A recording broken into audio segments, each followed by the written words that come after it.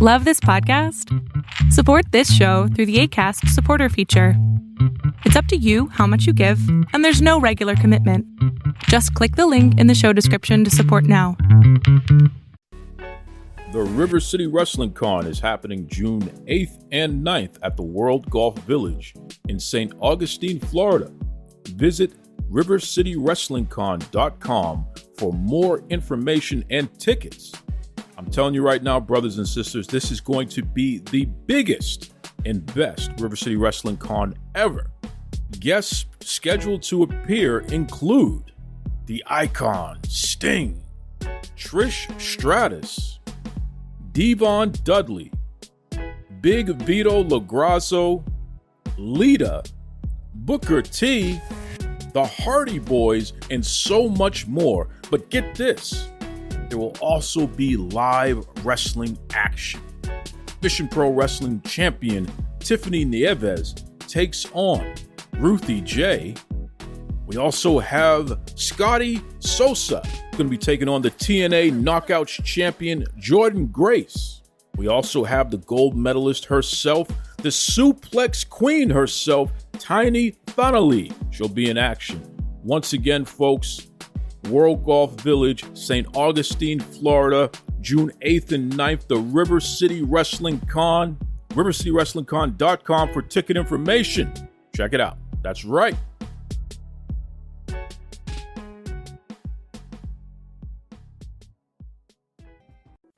You're locked in. Look at what we have here, folks. To the only show that matters. The cream of the crop. Duke loves wrestling. And there is no one that does it better than your host. I have come here to chew bubblegum and kick ass. The Duke. And I'm all out of bubblegum.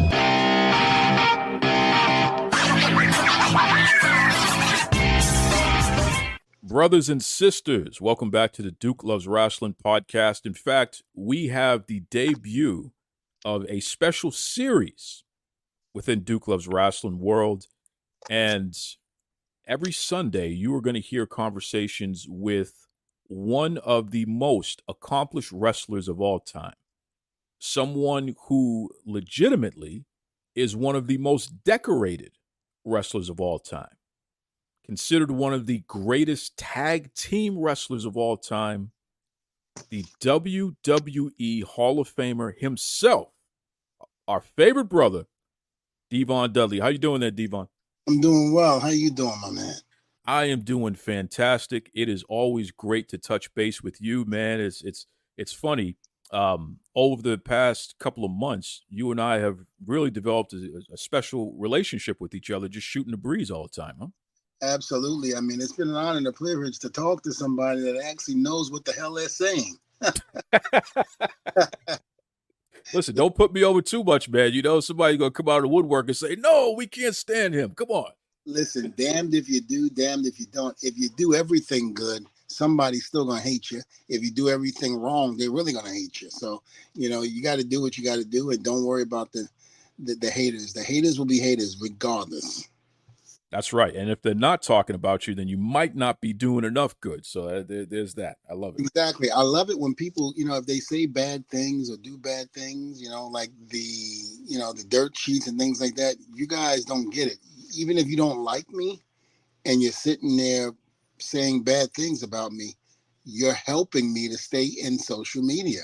It's like, or with this new generation of wrestling fans, it's ridiculous that they don't figure that out. And a lot of them don't like me, which is fine. But keep saying the stuff that you're saying about me, keep me in the limelight, and that's going to happen. Absolutely, because out of sight is out of mind. So as long as they keep talking about you and what have you, you stay on folks' mind. Can't go wrong with that. I love it. I love it. Speaking of staying on folks' mind, the Dudley boys, you know, the historic, the well-accomplished, the Hall of Fame tag team that you formed with your brother, Bubba Ray Dudley. You fellas were a trending topic this past week, and, you know, for an interesting reason. On the Pod Meets World podcast, okay, this is a podcast that was developed by some of the stars of the Boy Meets World franchise, the original version. One Danielle Fishel, aka Topanga. She had the following to say, quote, I do have a reel. It's kind of a secret goal. At some point in my life, I want to be put through a table in a wrestling ring, end quote. So she said that, and literally all over social media, folks latched onto that. The Dudley boys were trending. So many people were talking about it. I mean, it's a big deal. So I got to ask you, the Hall of Famer himself, one half of the Dudley boys, Devon Dudley, what do you have to say in response to Topanga? Well, Topanga, I've been a very big fan of yours since, the TV show, and thought you were always a beautiful young lady, and you still are to this day. Most people in Hollywood who start off beautiful don't normally end beautiful, but she's done her job very well. She's, again, a fine young lady, stayed out of the media, any negative publicity. So this came as a complete shock to me when I heard about this. All I got to say is I have a training facility in Winter Park, Florida, with a ring, and we have tables. So, if she's ready to get put through a table by the Dudley boys, come on down. It'd be our honor and our pleasure to do that. Have you come down, bring the cameras, bring everything you possibly can to put it out there that the Dudley boys put you through a table. We would love to work with her and make that dream a reality. So, Topanga, if you're listening, then come on down. Give us a call. Follow me on Testify Devon, Instagram, and Twitter. Getting excited here. And let us know what you want to do. And we'll definitely, do what we got to do to make that dream happen. I love it. So there you go. The gauntlet has been laid down. The challenge has been put out there. Danielle Fishel, a.k.a. Topanga, Pod Meets World. Folks, you can follow Devon at Testify Devon on your social media, Twitter and Instagram. In fact, you know what? I will send a special message to you folks as well, just to try to bridge that gap a little faster here. Let's make it happen. Bring your crew out there to Devon's school. Let's make it happen. It would be fantastic to give Topanga her ultimate dream of being put through a table, especially by the Dudley boys. I love it. Celebrities, they're just regular people, just like anybody else. And I mean, you're a celebrity, so you can attest to that and what have you here.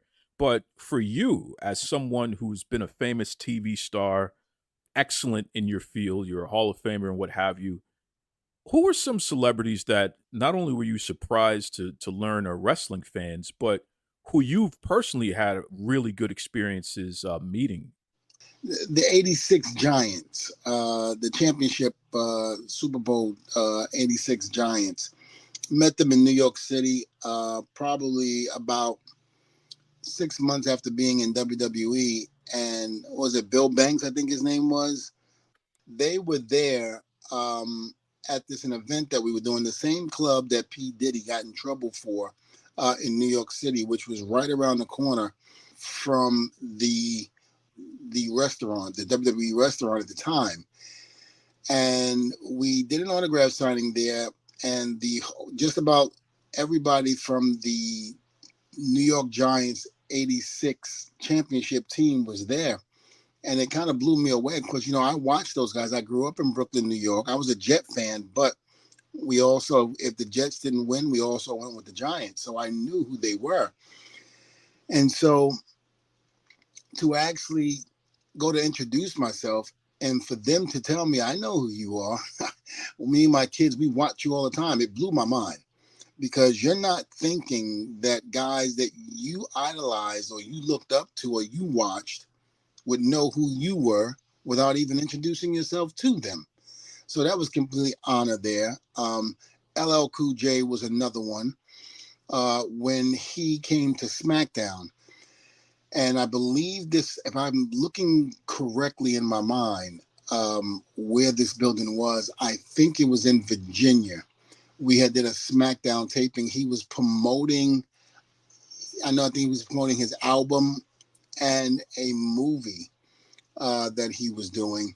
And WWE, of course, was helping him do that. And I remember meeting him and him being a huge wrestling fan, still kind of chilled, LL.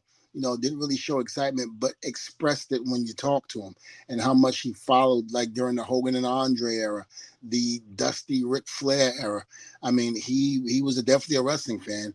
But you hear stories about this all the time. You hear about it with Mike Tyson coming into WWE, doing things with the WWF, and then coming in and expressing his love for all of the people that he's watched over the years.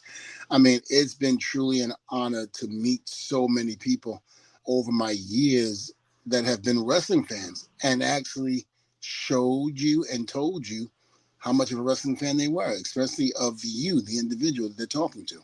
That's awesome. And like you said, the 86 Giants, you were talking about Carl Banks. Carl Banks, yes, I'm sorry. Yes. He was a linebacker there. No, you were right on it there, man.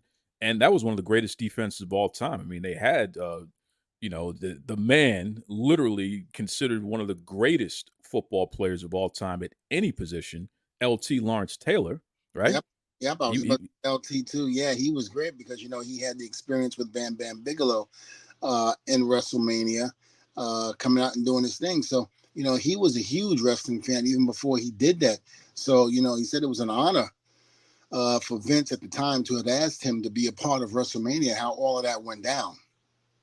And that's one of the greatest matches of all time. I mean, Bam Bam Bigelow, for a guy his size, to be able to put LT in a position to look that good in a match, that was incredible.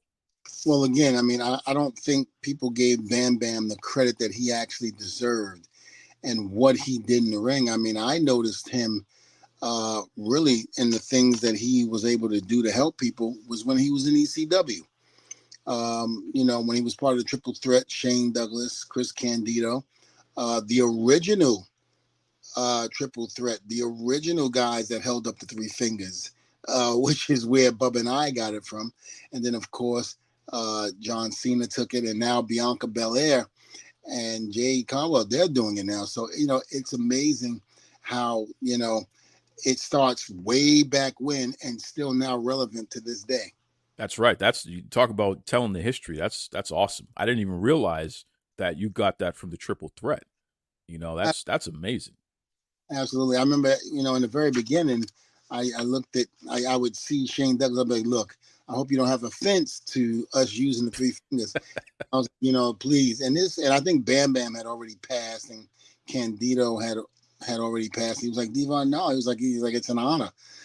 I think anyone who gets mad or goes on social media, and I'm not saying any names, that gets mad about people using things that you might have used back in the day that made it popular, why get mad? Feel honored. Well, they didn't ask me if it was okay. Really? If they've never met you or seen you, why would they? How would they do that?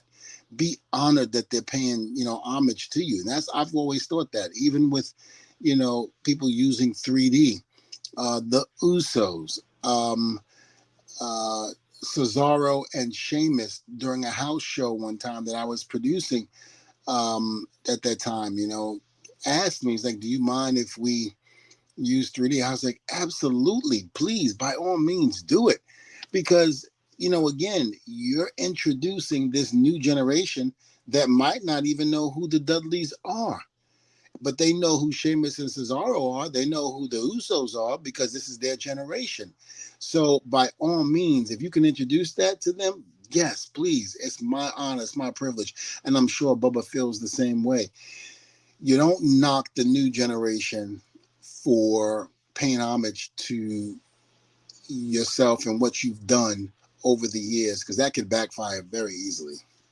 Sure. Again, out of sight and out of mind. If you knock the new generation for picking up the baton and carrying it, you put yourself in a position where maybe they never make reference to you. The fact that you just said that you got those three fingers from the Triple Threat, for all these young folks who are listening right now who did not grow up watching ECW, they weren't even born when it was happening, they may go back and Google what the Triple Threat is.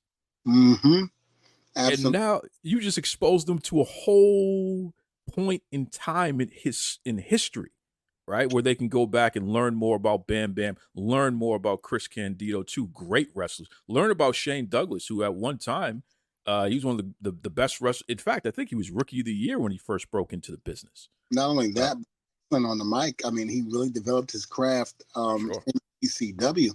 He Yeah. didn't, he had his falling outs and whatever happened in WWE when he was the dean, but when he left there and pretty much went to ECW, Paul Heyman gave him the privilege to be able to go out there and be Shane Douglas. And that's exactly what he did. He was able to go out there and really, create that character. And it was probably at that time during an ECW, probably one of the most hated villains next to the Dudleys at the time. Yeah. Yeah. Hated so much that he ended up becoming beloved. Yes. Just like the Dudleys. That's an irony in that there. Folks, definitely don't hesitate. Go out of your way to check out some of Shane Douglas's stuff, especially from those ECW years. He made the promo that sparked the revolution, where it went from, an NWA affiliate to a standalone. Remember that. It's funny when we think about these moments in history and how it can affect what happens going forward. One move that the WWE made, and I wanted to get your thoughts on this, Devon. They decided a few years back that they were going to start doing business in Saudi Arabia. And that was at a time where they received a lot of criticism for that. You don't want to do business with them, and how can you do that? And, politically it may not be good, and that might hurt business, and yada, yada, yada, all these naysayers and what have you, despite the fact that the Kingdom of Saudi Arabia, in terms of a nation, they have been an ally with the United States for years and years and years. When you go back, you look at that history, they legitimately are one of our strongest allies, and we make a lot of money doing business with them as a country. But you want to criticize a company for doing business with them. That never really made sense to me. But it was a shrewd business move that the WWE made. And WrestleNomics, Brandon Howard Thurston III, he has that brand, and I want to shout them out. Folks, definitely check their stuff out on social media. They have a podcast you can listen to. Brandon does a lot of hard work in analyzing the economics of pro wrestling, especially WWE, since it's a publicly traded company. WrestleNomics put together a graphic in which they showed how much money WWE has made in the 40-year history of WrestleMania. So they gathered a lot of information from various sources here, and it says every WrestleMania ticket sale ever in its 40-year history, adjusted for inflation, WWE has made about $338 million. Okay, that's the estimate on that. In 40 years of WrestleManias, all ticket sales and what have you. In comparison, since 2018, when WWE has been going over to Saudi Arabia and hosting these events, which are sponsored by the government of Saudi Arabia, there's been 11 of these events. $550 million have already been raised from going over to Saudi Arabia since 2018 of putting on these events. So, that's over $200 million more from 11 events as opposed to WrestleMania, which in over 40 years, they've gotten an estimated $338 million. I want to ask you, Devon, just what are your thoughts about that? Do you feel that WWE made the right move starting to do these events over in Saudi Arabia? My thing is, why not? We're not at war with Saudi Arabia, so if the Saudis have all that money that they're willing to burn for us to come over there and to entertain the people of Saudi Arabia, why not?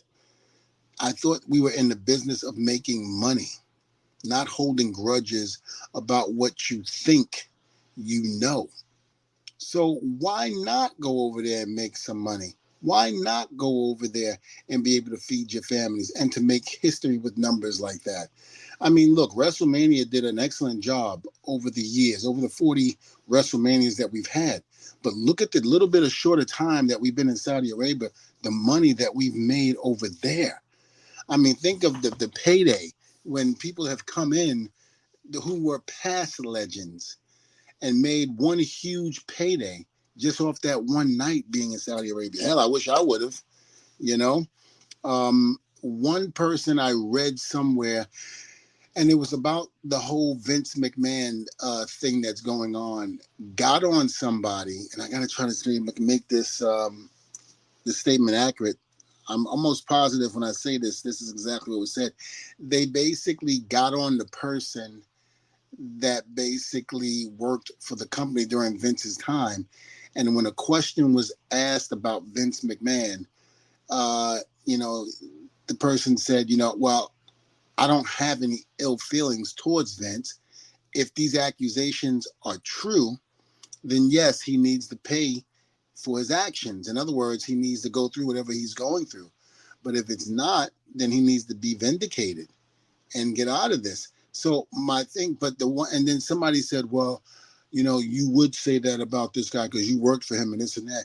You didn't care about the money when he was raping all of these people. Number one, we don't know about these allegations, whether they're true or not. It still hasn't been to trial yet. Everybody's waiting and anticipating, biting their fingernails, hoping to get the actual truth on what's going on. No one has that thought yet. But you can't knock somebody for working for someone who made them money to help feed their family, put food on the table, clothes on their backs. I mean, that person that said that got on the person for not wanting to bury Vince and said, oh, well, I guess not. I mean, you took his money and blah, blah, blah. And if you were in that position, you would have done the same thing as well. You would have taken the money. Even in those accusations at that time weren't even out yet. These accusations are brand new. So whatever was done in the past, we didn't know about it. We're working for the company of the WWE. That was our dream. Anybody who's been in the wrestling business or has watched the wrestling business and wanted to be a part of it, your ultimate dream was to work in the WWE. I don't care who you are. That's what you wanted. And if you say you didn't, you're lying. I'm not saying you didn't want to go to Japan or WCW or any other places, but the ultimate goal was the WWE. That's the grandfather of them all.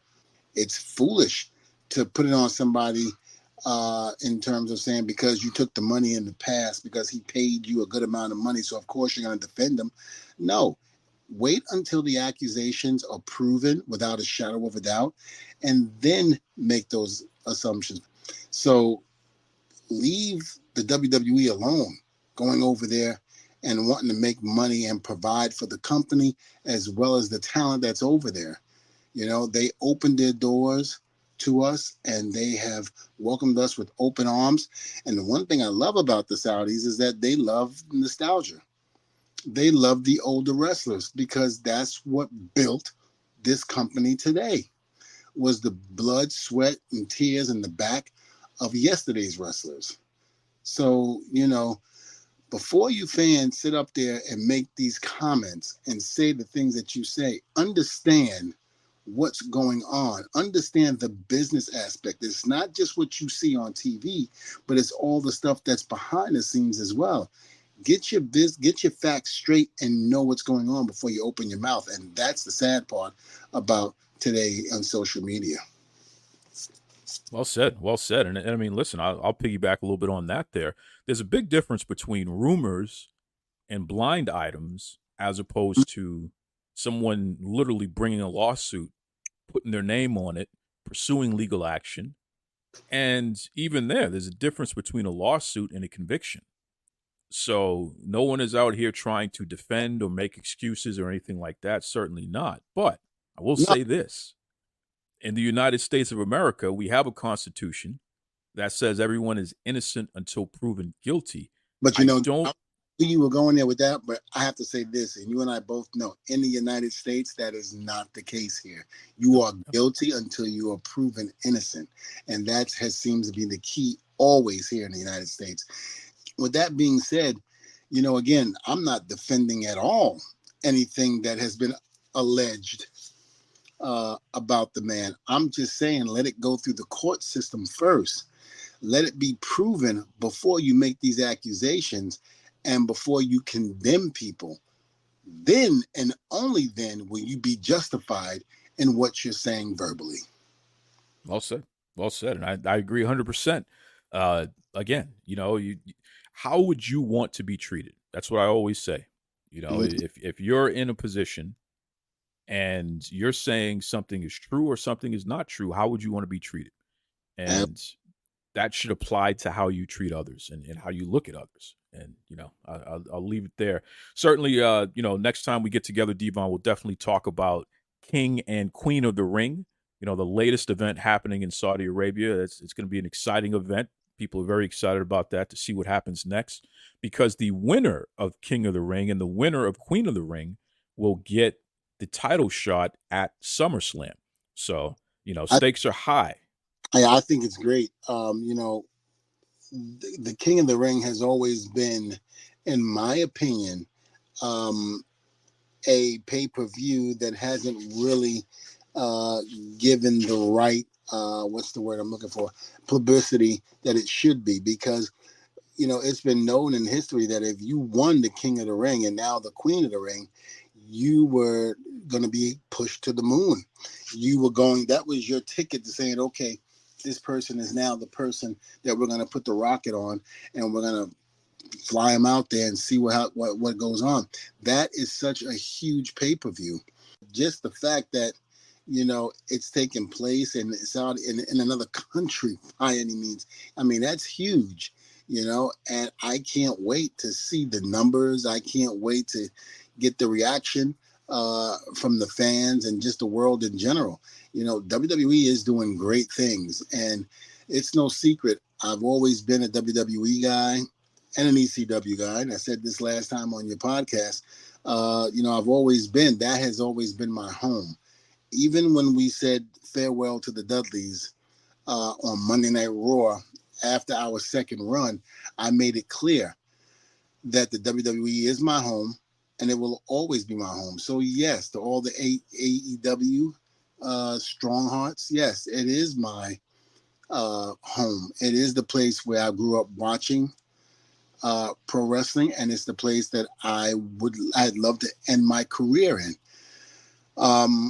A lot of AEW fans don't understand that it's got to be AEW. Yes, AEW is a good organization. I love the talent that's there. But for me, I've never worked for them. So I don't know what that organization is all about. I do know the organization that I do know, which is the WWE, and very happy that I've been a part of them for over 20 years, whether it been talent or whether it had been a producer. I had a tremendous time there, and hopefully that time will continue. We'll see what happens. But in that aspect, and that's as a producer, that is as a producer. The WWE is a young man's sport now, so I can't get my old butt in that ring no more and play with those guys. I mean, I could, but I don't think the people want to see that as much. Besides, I wouldn't want to take anything away from the younger talent. Again, I would love to help out as much as I can, whether it be in the ring to help them with their matches to get over, or definitely as a producer for them. I had so much fun as a producer in WWE. I can only imagine what it would be like being under the ruling of Paul Levesque, Triple H. Well said. Well said. And listen, you brought it up. This is a great transition here, because I did want to get your thoughts on this. AEW, they continue to have these challenges with their ratings. And, folks, full disclosure, that I am one of the people who have led the charge pointing out that the Nielsen ratings are not completely accurate. They have a small sample size of people that they get their information from. They have lost their accreditation in the past because they were not accurately counting black and brown households. I've been on the record on that. I was actually a Nielsen household myself, so I could speak from experience on how that goes. But with that said, Tony Khan, who's a big numbers guy, he's a big analytics guy, he has always pointed out that his key audience, the folks that he's trying to attract the most, are the key demo, and they're primarily, who's the quote-unquote key demo? They're white males. So there's no challenge there in terms of being, inaccurate with how many people are watching AEW because you're getting that information correctly. They never mess up that information. And unfortunately for AEW, this past Wednesday, their flagship show, Dynamite, it did 713,000 viewers on average. Now, that's up from the previous week, which was only 672,000 viewers. But, currently they're in bad shape, man. I mean, when you compare where they were just a year ago in May, 847,000 viewers is what they were averaging a year ago. So they're down about 17% because they're only pulling in about 700,000 on average for the month of May.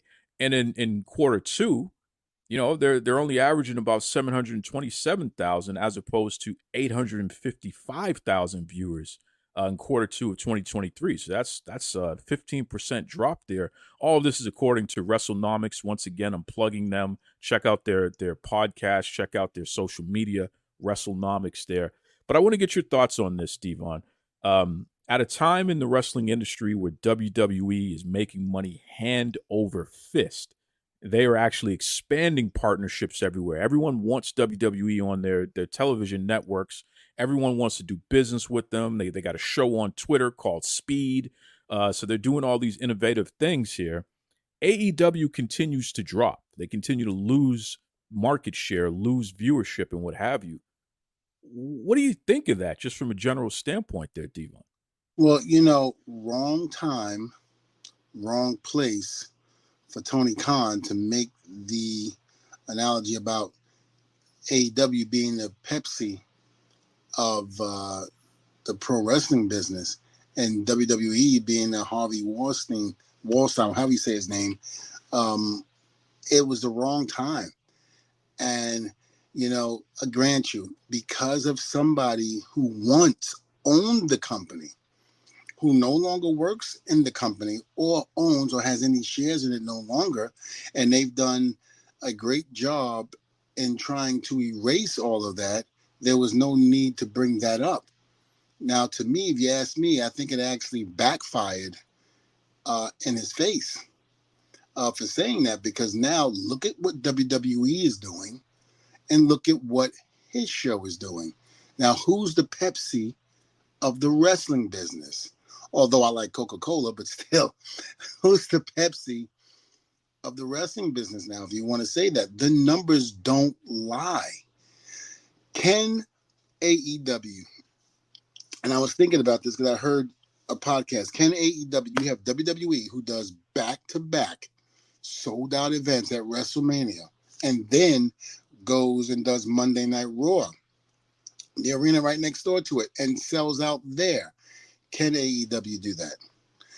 Can you do 80,000 2 nights in a row, 80,000 plus, whatever the number was in Philadelphia, back to back at WrestleMania?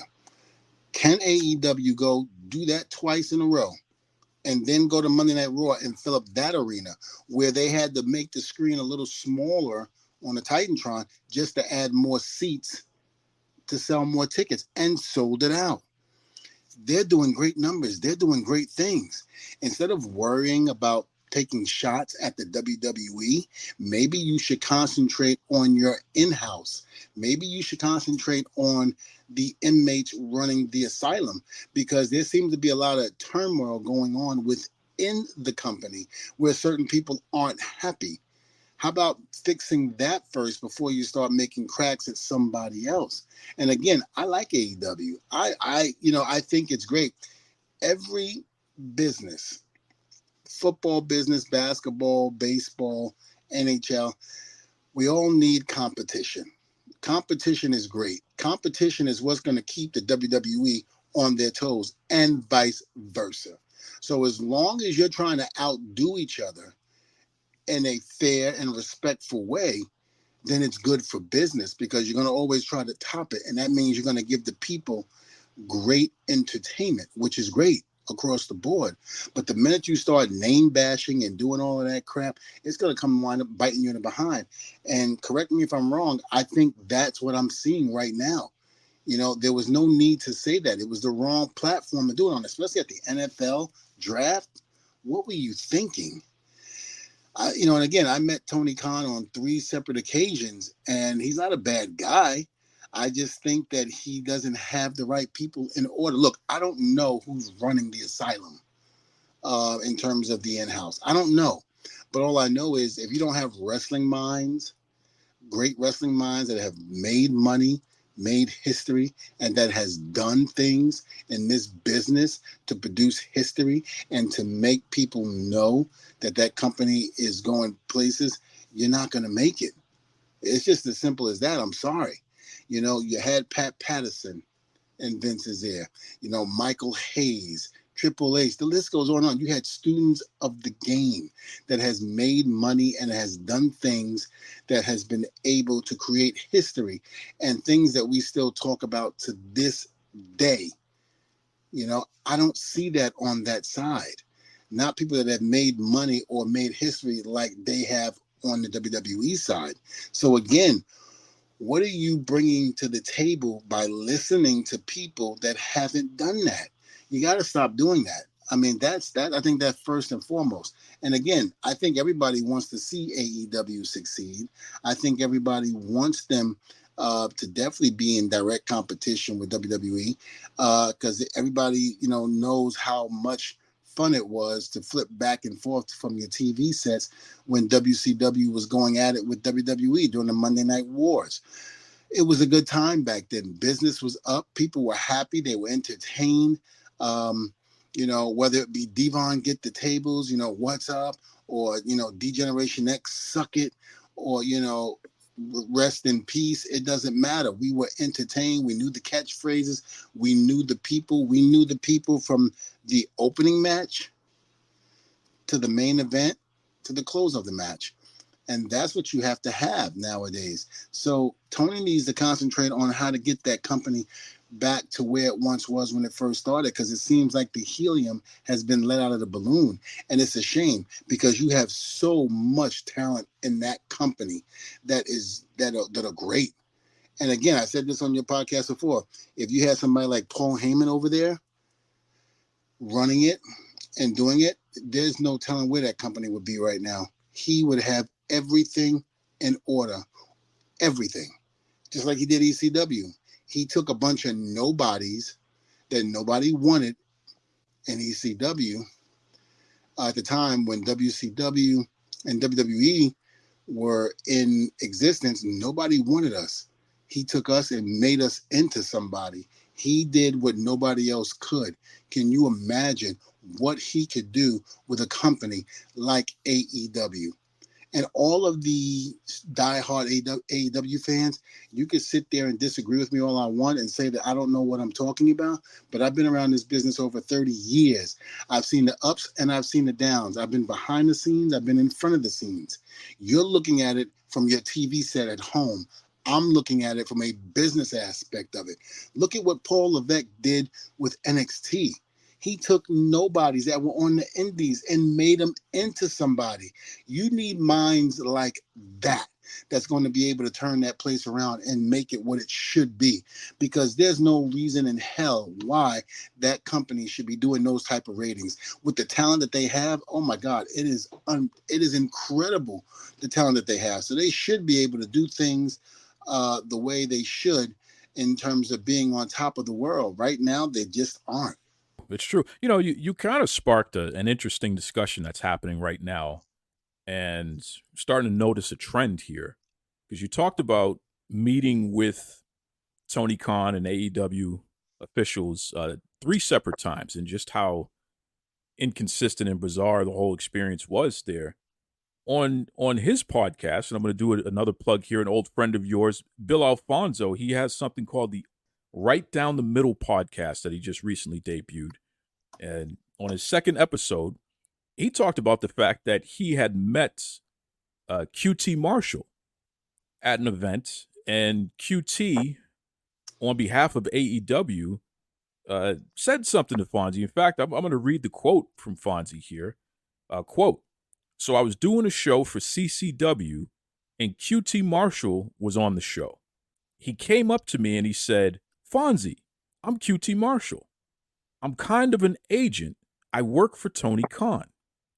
your name came up in production meetings. I said, well, what do I do? Do I call Tony? He said, no, just hold on. Just hold on. I said, okay. Nothing happened. A month later, I see QT Marshall again, and he says, Fonzie, your name came up again in a production meeting at AEW. I said, wow, that's great. So what's that? What do I have to do? He said, hold tight. Let's see what happens. So I'm holding tight. End quote here. So here we go again, where AEW officials are speaking to folks with name value, and for lack of a better term, it almost feels like you're stringing people along. But at the end of the day, there's really nothing of substance that is coming out of this. I wonder, Devon, do you know QT Marshall? Well, he trained at my school in 2008, I believe it was, or maybe even 2009. He trained for a little bit until Bubba threw him out. I do recall him being there, and his attitude and demeanor was not very liked. And there was a couple of times where I had to not physically restrain him, but, ask Bubba, please don't do anything crazy. Don't knock this boy in his head and this and that, because you're going to kill him if you do that. And because at the time, a lot of people back then thought he was a little pompous kid. And, I kind of saw certain things, but I kind of ignored it, because back then I wasn't the type of person like to call people out on certain things. But, I never really had a problem with him. Up until recently, he was the one. Exactly what Fonzie said is exactly what happened with me. In other words, my sons reached out to me. I never, ever had any desire to go to AEW. I know when I was at my ends with WWE at the time, working with Vince, I was stressed out. I just wasn't happy. I had asked, was there any producer's role? And I was told no. And I was like, all right, not a problem. I was like, I'm not going to jeopardize my job with the WWE to go somewhere else and, not get what I'm, rightfully deserved. And so some time had went by. I think it had to be about maybe a good almost 6 months. And I basically got a phone call and a text from my sons, Terrence and Terrell, TNT, saying, Dad, QT Marshall wanted me to get in touch with you because they were talking about bringing us in and having you as our manager. And I remember saying to the boys, this was at the time I had said I was not going back in the ring. I said, well, you do know that I don't want to wrestle anymore, that I don't know if I can physically handle it anymore. And this was right after I had the stroke, and then it was like, might have been just after the back surgery. And I was like, I thought I was done. I really thought I was done at that point. But the rehab and all of that did really wonders for me. And now, of course, I got to plug this guy. DDP Yoga is incredible. We can get on that later. But I told my sons, I said, I don't know if I want to do that full 10. I said, we have to sit down and talk. So they went back to QT and they said, my dad said he would be interested, but he needs to talk to you first before anything. And so they said, all right, have your dad, tell him I said, let's talk in Orlando. We're going to be in Orlando, where TNA used to do their television show, same soundstage, everything. And I said, okay. I said, so I went and I went down to Orlando, spoke to QT, and says, yeah, Tony, we have this idea to bring you in as a manager for the boys and, help get them over. I said, like Billy Gunn is doing his sons. And he says, yes. I said, okay. And I said, that's great. I said, I don't mind doing that. I said, just as long as you guys know, I'd rather be a producer. I don't want to wrestle. I just rather be a producer. But if you want me to come and help out my sons, then I'll do that. I have no issues with that. But I am not trying to get in that ring full time and go hard like I used to. And he said, okay. He said, no, I completely understand that. We don't want that. We just want you to come in and help the boys out. I said, perfect. And if you want me to do that, then that's a done deal. And he was like, yeah, he was like, we're going to speak with Tony later on tonight. He's doing a couple of, the show is going on now. He's actually on headset now. So when we're done, we're going to take a break and then we'll meet with Tony. I said, okay, fair enough. So I'm waiting and catering, waiting, nothing. Finally, I get up, I walk inside the sound stage, and I look around saying hello to everybody that I hadn't seen in a long time. People were asking me what's going on. I said, well, they wanted to meet with me, so I don't know what's happening right now. I said, well, we'll see. Went over, QT brought me over to Tony. Tony gets up and he says, hey, Devon. He's like, how you doing, man? It's great seeing you. I haven't seen you in years. He was like, I'm a little different now. I'm all grown up. I was like, yeah, I see that. I said, you're all grown up with a lot of money now behind you. And he kind of laughed and this and that. And he was like, yeah. I was like, well, listen, I'll let you get back to doing what you're doing. We're going to talk later, correct? Oh, yeah, we're going to definitely talk later. I said, okay, not a problem. That took place, and that incident just happened. So I was like, all right. So I'm waiting. And then QT comes to me and goes, hey, Tony's just really busy right now. He was like, maybe we can talk later. I said, look, that's fine. I was like, anything that's going to help my sons out, I'm all for it. He says, all right, great. He was like, what are you looking to make? So I told him, and he was like, all right, I don't see anything unreasonable about that. I said, you're handling this? He goes, yeah, pretty much. I'm kind of like the, leeway into it. I was like, all right. I said, this is what I would like. And I said, I'm not asking for anything crazy. I just want to be here to help my sons out. He says, okay, yeah, deal enough. He goes, I like it. He was like, okay, I'm going to go back and talk to Tony, and then I'll call you back. I'll call you later on this week. I said, okay. So I waited, nothing. So I was talking to the boys, my sons, because they were going down to their training facility. And QT was heading the training facility with Billy Gunn. And I trust Billy, so I wanted, even when my sons moved to Georgia, I wanted them to have full capability of a great mind in the business like Billy Gunn. Because Billy, like I said before on your podcast, he helped run my school when Bubba and I were on the road a lot. And so with that being said, I was very happy that they were going down to that school working with Billy Gunn. I let 2.5 weeks go by. I didn't hear anything. So I contacted QT and I was like, hey, QT, I was like, what's going on? You guys still want to do business or not? Let me know. Oh, yeah, well, we'll get back to you. We'll get back to you. We're still waiting on Tony. I said, all right, whatever. I was like, you just let me know. And that was it for that. And about 1.5 months went by. Me and my sons were talking, and I said, had anything occurred? He's like, no, not at all. I'm like, let me give QT a quick text and see if this is on the table or not. Because if not, then I'm just going to make plans. I'm not going to, do anything that's going to be in a waiting pattern for me. I'm going to continue to do what I'm doing, and that's it. And so I texted him again. I said, hey, I was like, any news yet?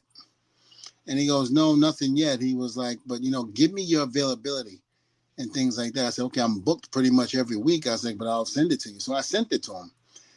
And it started kind of like a little beef with my sons and I, because he went back to my sons and said, your dad keeps calling me, keeps texting me and all that. And I'm like, I told my son, I said, wait a minute. I said, the man is asking me to come into the company and to help you guys out. That's the only reason why I entertain this stuff. I said, other than that, I can care less about going to AEW. I said, if I do go to AEW, it'll be because of you two. No other reason. I said, because if anything, I'd rather go back to WWE. I said, that's my home, not AEW, not Tony Khan. And my son was like, no, I understand. And I was like, the thing about it is, I'm not sure QT gets off on saying this, that I'm bugging him. I was like, you contacted my sons to get in touch with me to come in to the company to help them out. And now you're saying that I'm bothering you? And I'm like, are you serious right now? I was like, damn it, I should have let Bubba whoop your ass when he wanted to. But I didn't say anything like that. I kept to myself. And some time went by, and then I remember talking to my agent at the time, who was good friends with Tony, and I said, "Do me a favor, find out if any of this is legit." And I told him everything I just told you, and he says, "I'll talk to him about it and see what happens." I said, "Okay." So he talked to him. He says, and Tony told him, he says, "Yes, let's meet with Devon in Montreal." We did want to talk to him, but I'm not sure what happened with that. And I said, "I'll tell you what happened. QT Marshall happened." And my agent goes, yeah, but he wants to meet now. So I said, okay. So we met in Montreal, and it seemed like a very positive and good meeting. And then, I gave some ideas what I would like, but he kept pursuing the fact that he wanted me to wrestle. Even after I told him, I said, "I'm not really interested in wrestling like that. I'll come in, do a couple of things like with my sons. I said, "But I'm not really interested in doing that." I was like, "But I'd rather be a producer." And he says, "Well, right now we don't have any producers roles open." He was like, "But I'll be more than happy to, check and see what's going on." I said, "Okay." I said, "Not a problem." I said, "We could do that." I said, "You just let me know." I said, "But understand, I don't want to go full time. I just want to be like a manager / 6-man tag. Anything like that is good." I said, "But not, full-time wrestling." "Not a problem at all. You're good to go." "Yeah, we're good. We're good. Thank you." I even told him, I said, "Let me go around and help out with like ambassadorship, like going around when you need somebody to help plug the company. I can go down there and help you. I can go down and go to these places, sign autographs, and do whatever you want me to do to help do this with you." And he pretty much says, "I thought it was a great idea." "Oh, yeah, it's great." And I said, "Also, I have a training facility in Winter Park. So if you need somebody to have extra training without being like one-on-one type of training," I said, send him to me in Winter Park, and I'll work with him." "Oh, I think that's fantastic. Great. I love it." I was like, "All right, great." We shook hands, and that was it. Thought the meeting went good. Then he was like, "Let's meet in Orlando." So it was another show in Orlando. And I said, "Okay, let's do that." And I was like, "Why do we need to have a third meeting?" I was like, the second one went pretty good. So why not just go off of that? But I didn't say anything. So we met in Orlando, and I basically was told at that point, "We really don't have anything as a producer and blah, blah, blah, but I'll get you some dates to bring your sons in, and, we'll get some dates for you to clear your schedule. And, if you can do it, that'd be great. And then we can get your boys rocking and rolling." And I was like, "All right, fantastic." But yet, when he told me there was no producer's role available, he had already hired 3 people that I know of in that producer's role, which I was very happy for them. But at the same token, don't lie to me. And when you go and hire people that I know, but I said, "Remember, I didn't come to you asking for a job. You came to me asking me to come to your company with my sons because you were talking about getting my sons in. I wasn't even thinking about you guys, nor were you on my radar." And all of a sudden, this goes down, and then nothing happened. And so I called my agent, and I said, "Hey, listen," I was like, "What's going on with this thing with Tony?" He was like, "I don't know. Let me check." And it always seemed to be like there was a runaround. So finally I said, "Look, Terrence and Terrell," I said, "I'm sorry." I said, "I can't deal with business with this man." I was like, "He's all over the place. He doesn't have the right people guiding him or helping him. I can't be a part of this." I was like, "I'm sorry, I really am." I said, "But I'm going to have to decline on this." And I told my agent, I said, "If they come to you and give you dates, tell them I said thank you, but no thank you.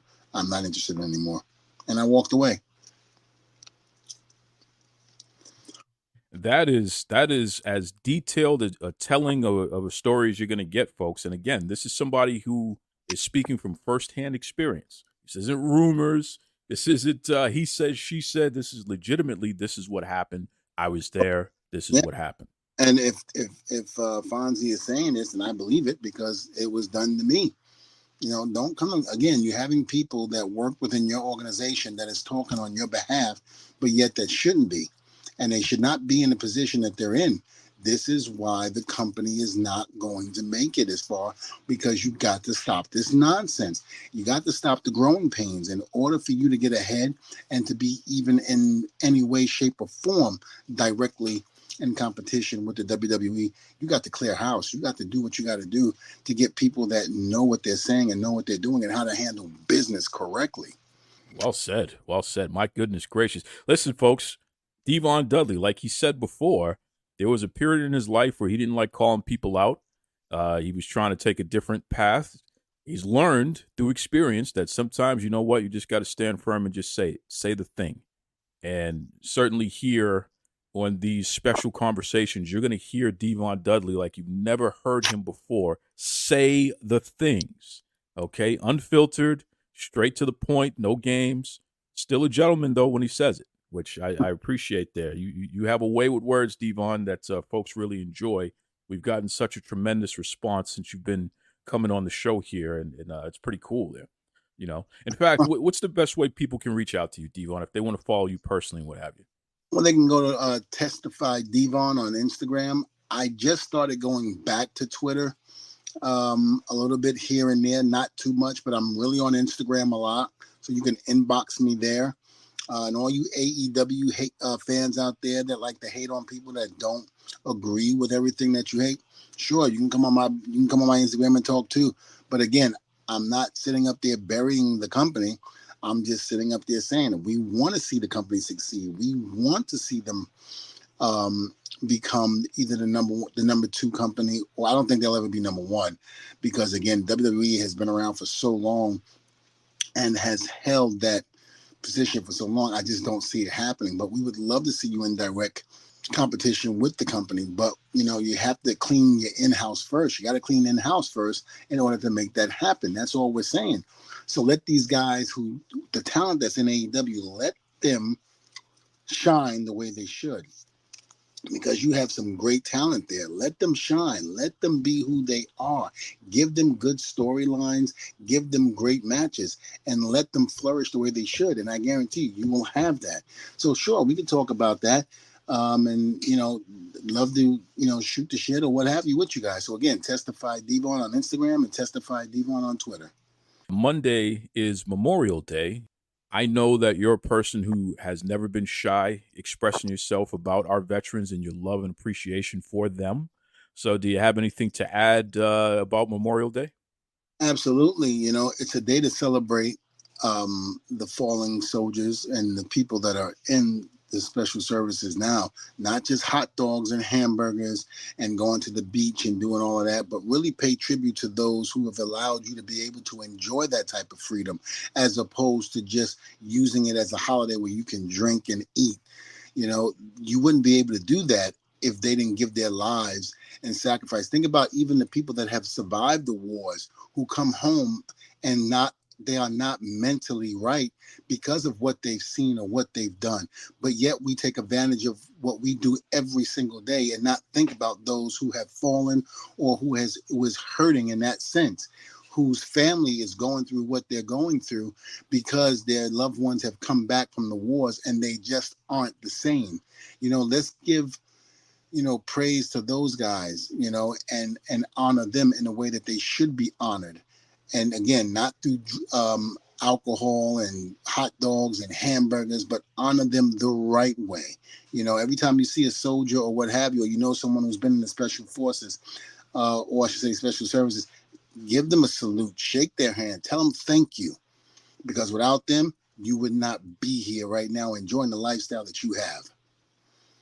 Well said. Well said. That is the Hall of Famer, Devon Dudley, showing love to our veterans. Great guy here. Listen, Devon, as always, man, I enjoy touching base with you and the fact that we can share this with the world like we're doing, man. It's very, very special. And folks, every Sunday you can check us out here. Special editions of the Duke Loves Wrestling podcast. I think for now we're going to just call it Devon and the Duke. You know, we'll be talking about current stories in wrestling, and also Devon will open up and share about his experiences in general there. So it's good stuff there. But until next time, folks, this is the Duke signing off. Devon, give us the last word. Oh, testify. This is Tony Schiavone, and we're desperately out of time on Duke Loves Wrestling.